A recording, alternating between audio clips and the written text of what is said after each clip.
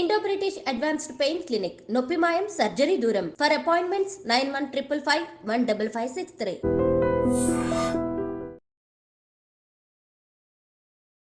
నమస్కారం, నా పేరు డాక్టర్ షగుఫ్తా. నేను న్యాచురోపతి డాక్టర్ని. ఈ మధ్యకాలంలో మనం అధికంగా చూస్తున్న కంప్లైంట్లో acidity, gastric problem, acid reflexes, ఛాతీ దగ్గర మంట పడుతుంది, కడుపు మాత్రం బ్లోటింగ్గా ఉంది. వీళ్ళు చూడడానికి సన్నగా ఉంటారు, కానీ పొట్ట చూస్తే చాలా అధికంగా బరువుగా అనిపిస్తూ ఉంటుంది. కొంతమంది నరాలలో తిమ్మిర్లు రావడం, మంట పుడుతూ ఉంటుంది. అధికంగా గ్యాస్ట్రిక్ ప్రాబ్లం ఎప్పుడైతే ఎక్కువ అవుతుందో అప్పుడు ఈ యూరిక్ యాసిడ్ లెవెల్స్ పెరగడము, పొట్ట బ్లోట్ అయిపోవడము. సో చాలా మందిలో గమనిస్తే మీరు ఎక్కువ క్రానిక్గా ఈ ప్రాబ్లం అయితే ఏదైనా చెప్పినా కూడా వాళ్ళు తొందరగా మర్చిపోతుంటారు.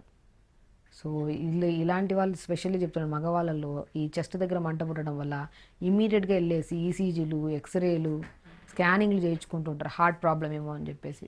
సో ఈ గ్యాస్ట్రిక్ ప్రాబ్లం రావడానికి మేజర్ కారణము టైంకి తినకపోవడం అండి. నేనేమంటానంటే మార్నింగ్ బ్రేక్ఫాస్ట్ టైంలో మీరు లేట్గా తినడం వల్ల, ఇప్పుడు మన బాడీలో 2 గ్రంథులు ఉంటాయి, ప్యాంక్రియాటిక్ గ్రంథి ఒకటి, గాల్ బ్లాడర్ గ్రంథి ఒకటి. ఈ 2 గ్రంథులు మనం డైజెస్టివ్ జ్యూస్ని సిక్రియేట్ చేసి స్టమక్లోకి మార్నింగ్, ఈ మన బాడీ కూడా ఎలా ఉంటుందంటే మన వాతావరణాన్ని బట్టి ఉంటుంది. పొద్దున పూట మంచిగా ఫ్రెష్ జ్యూసు 7:30 to 8:30 మధ్యలో ఈ గ్యాస్ట్రిక్ జ్యూస్, డైజెస్టివ్ జ్యూస్ అంటారు దీన్ని.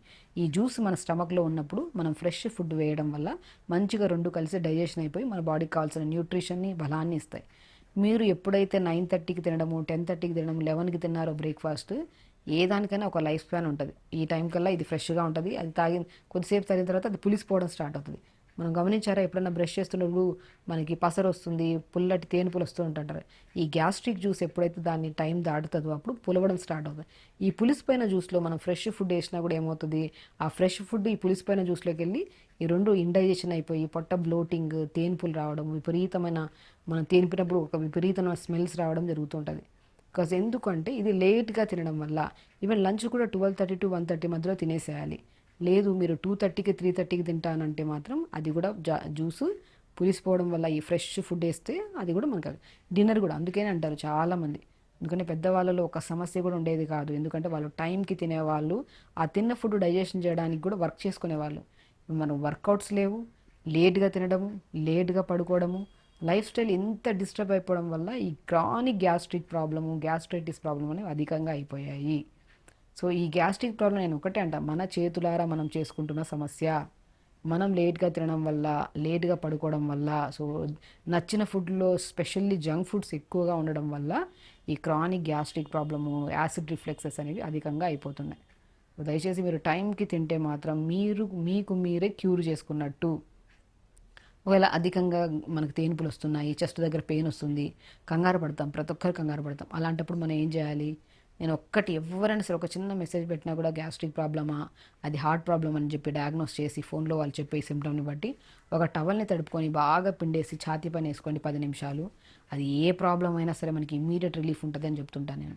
సో హైడ్రోథెరపీలో బెస్ట్ థెరపీ ఒక టవల్ని తడిపి బాగా స్క్వీజ్ చేసుకొని, పొట్ట దగ్గర బ్లోటింగ్ అనిపిస్తే పొట్ట మీద తడి క్లాత్ వేసుకోవడం, ఛాతీ దగ్గర భారంగా నొప్పిగా అనిపిస్తే ఛాతీ మీద వేసుకోవడం. అలా చేసుకోవడం వల్ల రక్త ప్రసరణ పెరుగుతుంది.